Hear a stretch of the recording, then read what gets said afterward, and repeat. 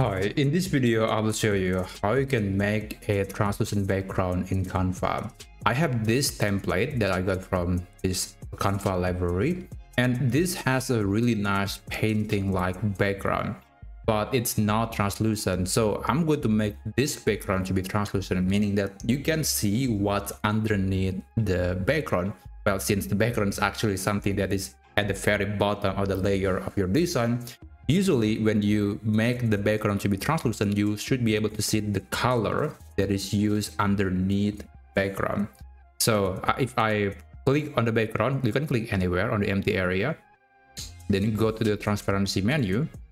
You can reduce it and it will reveal the background. Do not set it to 0 because 0 means it's going to be fully transparent. Remember, we want to get it to be translucent, which means we're still able to see the background, but also we can also see what is the layer behind the background.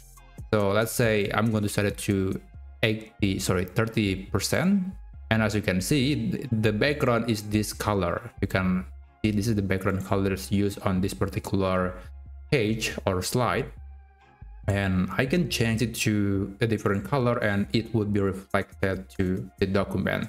So yeah, that's how you can change the background to be translucent in Canva.